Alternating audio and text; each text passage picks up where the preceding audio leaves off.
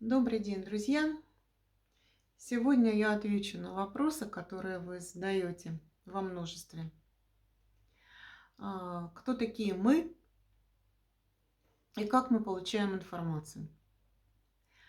Я говорю «мы», но вы видите на экране только меня, и я понимаю вопрос, который вас интересует.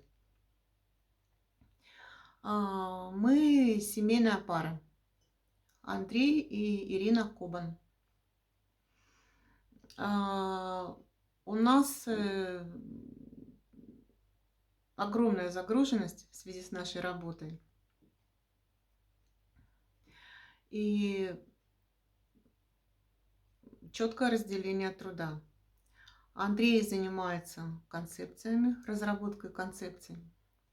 И я довожу эти концепции в гораздо более упрощенном виде, нежели чем он ими занимается, до широкого круга людей. Мы продолжаем писать книгу, уже параллельно пишем вторую книгу. У нас огромное количество материала, которое уже накопилось для написания.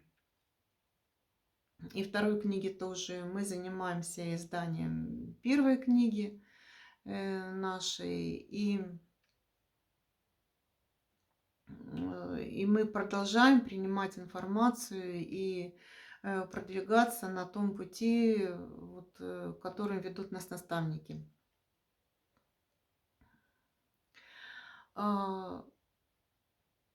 Контактировать с наставниками, в принципе, может любой человек.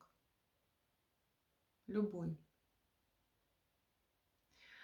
Чем это ограничено? Это ограничено только умением открыться Творцу, умением открыться высшим силам, тем сущностям, которые стоят иерархически гораздо выше, чем мы. Довериться и получать ту любовь и ту информацию, ту помощь, ту поддержку, которую они всегда стремятся нам дать. И второй момент – это наличие страхов, которые есть у всех нас. Получать информацию невероятно трудно из-за того, что у нас у всех есть страхи и деструктивные программы. И по сути мы тоже работаем, очень большую часть времени мы посвящаем именно работе с собой, друг с другом. И делимся мы только тем, что мы получаем. Мы живем одновременно в двух мирах. В материальном мире у нас есть повседневная жизнь, такая же, как и у всех остальных людей. Но, может быть, она выглядит несколько странно, потому что мы иногда работаем по 24 часа в сутки, и иногда нам не удается даже поспать, или поспать очень мало, очень мало. Почему так получается? Потому что те процессы, которые инициируют наши наставники с тонких планов, их невозможно прервать. Их надо довести только до логического конца. Кроме того, та информация, которая бывает очень высокого уровня, она всегда должна соответствовать уровню развития человека, который принимает эту информацию. Иначе она просто размажет. Мы друг у друга и каждый всегда наблюдали такие спецэффекты, которые проявляются, когда ты чуть-чуть не готов. То есть там очень большие разрывы наставники никогда не делают, потому что информация, к которой человек не готов, она может его уничтожить. То, что там чуть-чуть бывает, она там информация чуть выше того, чем то, что ты можешь воспринять. И тогда там и мышцы дергаются, и это очень болезненно, ощущение, очень.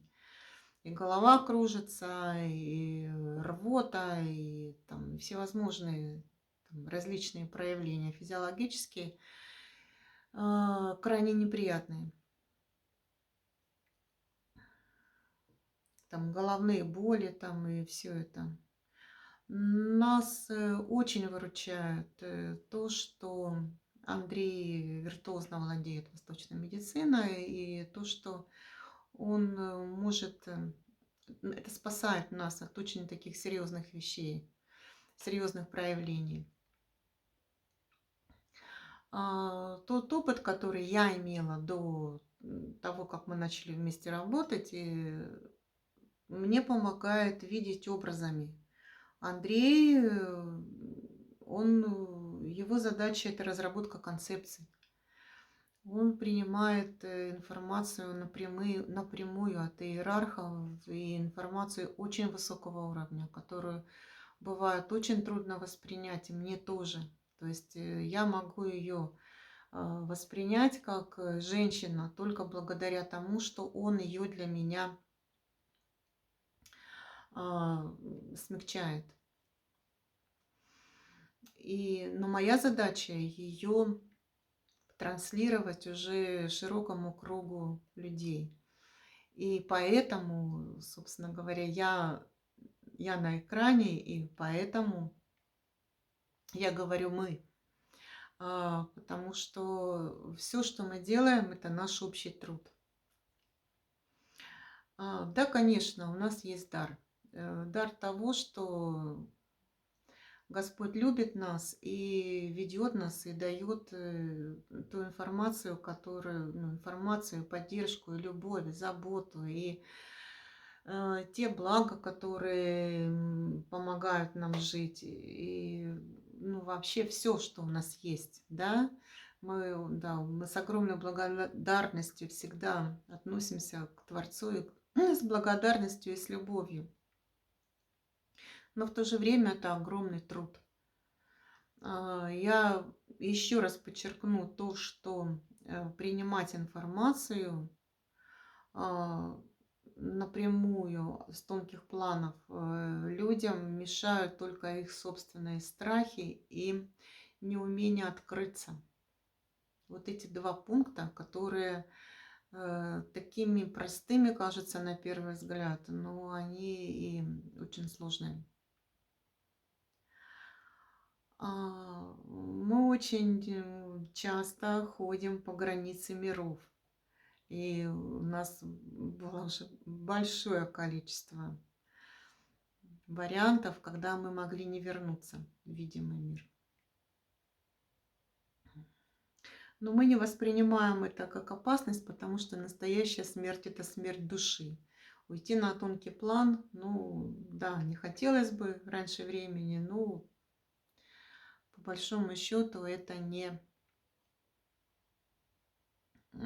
смерть, это не конец. То есть это, да, это просто перемена тела. Конечно, мы никогда, у нас очень своеобразный образ жизни. Собственно говоря, поэтому мы и пропадаем иногда с радаров и не выкладываем ничего, и месяц бывает не выкладываем. Вот. Но это всегда связано с тем, что у нас какие-то глубокие проработки, и у нас нет ни сил, ни времени что-либо, о чем-либо рассказывать. Но за это время, пока нас не было, мы вообще получили огромный пласт информации, включая ответы на те предыдущие вопросы, о которых мы говорили, и об Иисусе Христе, о Марии Магдалине, и о взаимоотношениях мужчины и женщины, и о счастье, и что такое счастье, и что такое любовь, и какие взаимоотношения в паре, и так далее, и так далее. И каждый раз, каждый контакт с высшими мы получаем ту информацию, которая кажется очень простой, лежащей на поверхности, и, казалось бы, ничего такого. Но это такое откровение, которое, собственно, нас повергает и в восторг, и в шок, и в удивление, и вызывает массу эмоций. Конечно, у нас очень интересная жизнь. Жизнь одновременно в двух мирах, она всегда очень интересна. Я хотела бы еще обратить внимание и еще раз на то, что передача информации всегда инициируется теми, кто выше по иерархическому развитию. Всегда. Запрашивают информацию из тонких планов только приверженцы темных сил. То есть это, собственно говоря, прерогатива темных. Светлые так не работают. Там всегда приходит наставник или старший наставник или иерарх, который принимает решение, что ты готов это получить, и когда ты готов, то тебе это дают. И, конечно, истина, настоящая истина, может быть воспринята только чистой душой. И, собственно говоря, чистой душой, свободной от страха, свободной от материальных привязок и там прочих каких-то вещей, которые тормозят наше развитие. Я уже не говорю там про вредные привычки, об этом мы даже не говорим об этом. Это,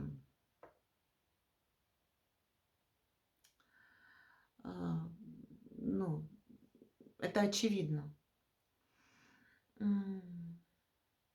Настоящая истина, она всегда проста. Она очень проста. И именно поэтому она бывает рвет на части. Просто. Мы будем делиться поэтапно с тем, что к нам приходит, и с теми концепциями, которые мы получаем, и с тем, что мы разрабатываем, Андрей разрабатывает. Вот. И я думаю, что мы еще сможем поделиться с вами очень многими интересными моментами. Ну а на сегодня все. Если будут какие-то вопросы, мы всегда рады на них ответить.